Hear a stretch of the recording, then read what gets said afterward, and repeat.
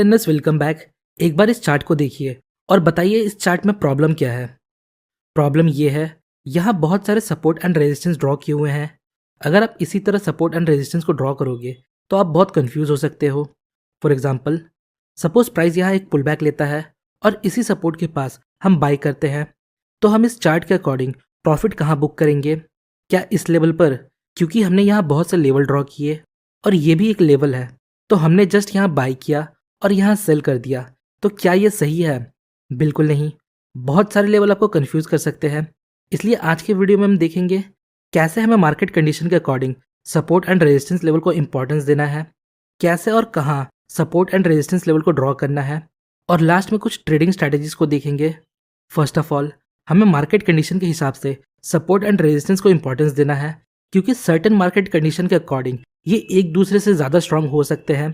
For example, अगर market up trend में है तो यहाँ सपोर्ट ज़्यादा स्ट्रांग होगा। यहाँ देखिए, हमने सपोर्ट लेवल ड्रॉ किया और रेजिस्टेंस लेवल ड्रॉ किया।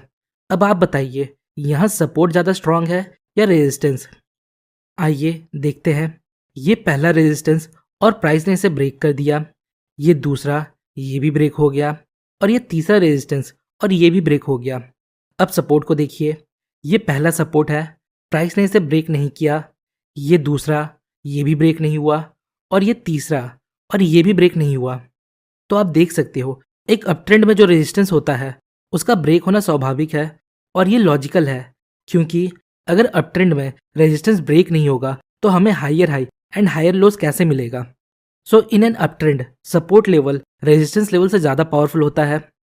उसी तरह डाउन ट्रेंड में रेजिस्टेंस सपोर्ट से ज़्यादा पावरफुल होता है।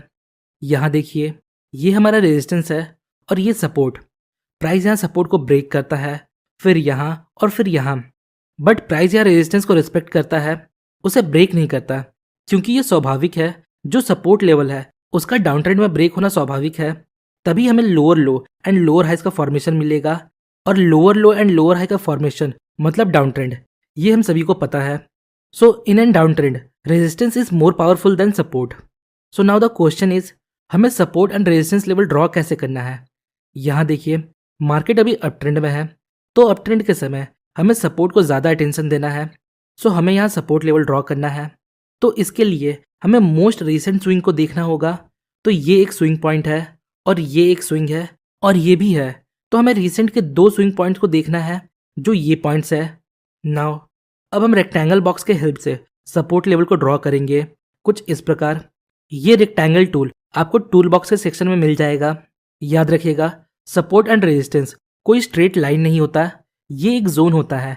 इसलिए हम सपोर्ट या रेजिस्टेंस लेवल ड्रॉ करने के लिए रेक्टेंगल बॉक्स का यूज़ करते हैं, जिससे हमें मैक्सिमम टच मिलता है। हालांकि आप लाइन का भी यूज़ कर सकते हो, पर फिर भी आपको उसे एक जोन की तरह ट्रीट करना चाहिए, ना कि एक लाइन की तरह। नेक्स्ट, यहाँ भी हमने एक सपोर्ट लेवल ड्रॉ किया इन पॉइंट्स को लेते हुए। नाउ अब इन लेवल्स को देखिए, हमने यहाँ सपोर्ट लेवल क्यों नहीं ड्रॉ किया? फर्स्ट ऑफ ऑल, ये हमारे करंट प्राइस से बहुत दूर है। इतने दूर का लेवल हमारे लिए अभी किसी काम का नहीं है। सेकंड, अगर प्राइस इन लेवल तक पहुंचता है तो क्या हम यहाँ बाई करेंगे?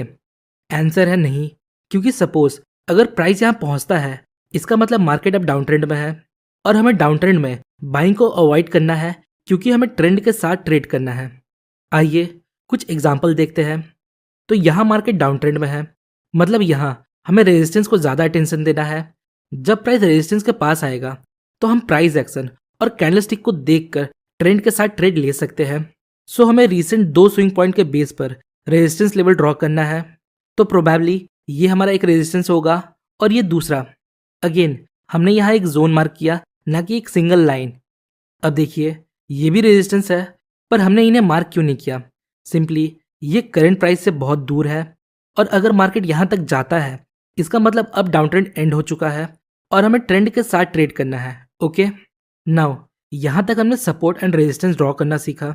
अब समझते हैं कैसे हमें सपोर्ट एंड रेजिस्टेंस को ट्रेड करना है।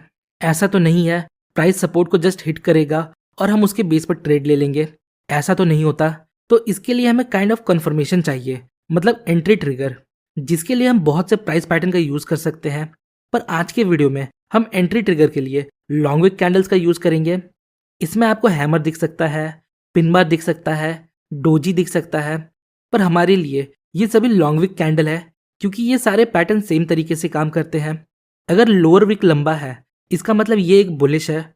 जब मार्केट ओपन होता है तो सेलर्स प्राइस को नीचे लेकर जाते हैं पर सस्टेन नहीं कर पाते।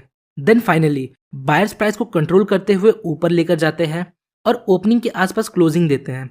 सो at the end of these type of candles हमें एक बाइंग प्रेशर देखने को मिलता है और इन पैटर्न्स को कभी भी और कहीं भी नहीं देखना, इन्हें हमें सपोर्ट या डिमांड लेवल के पास देखना है। नेक्स्ट, अगर कैंडल का अपर विक लंबा है और बॉडी छोटा है और लोअर विक ना के बराबर है तो ये एक बेरिश कैंडलस्टिक है। मार्केट के ओपन होते ही बायर्स प्राइस को ऊपर लेकर जाते हैं पर सस्टेन नहीं कर पाते।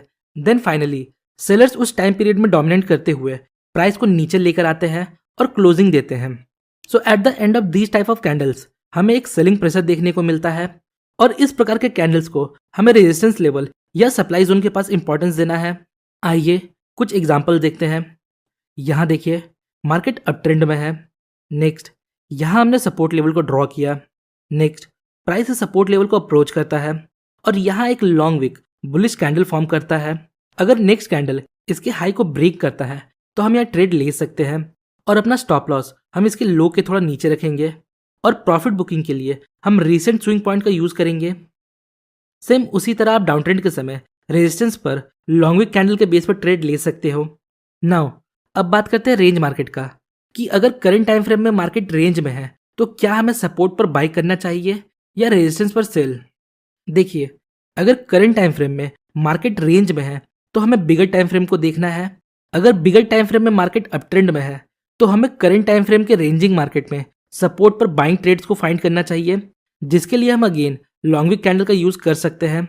और अगर बिग टाइम फ्रेम में मार्केट डाउन ट्रेंड में है तो हम करंट टाइम फ्रेम के रेंज मार्केट में रेजिस्टेंस के पास सेलिंग अपॉर्चुनिटीज को फाइंड कर सकते हैं। फॉर एग्जाम्पल, यहाँ मार्केट रेंज में है, हम कंफ्यूज्ड है यहाँ रेजिस्टेंस पर सेल करें या सपोर्ट पर लॉन्ग ट्रेड लें। नेक्स्ट, हम बिग टाइम फ्रेम को देखते हैं। यहाँ बिग टाइम फ्रेम में मार्केट डाउन ट्रेंड में है, मतलब हमें करंट टाइम फ्रेम में रेजिस्टेंस के पास सेलिंग अपॉर्चुनिटीज को फाइंड करना है और इस प्रकार हम बड़े टाइम फ्रेम के ट्रेंड को फॉलो करके ट्रेड ले सकते हैं।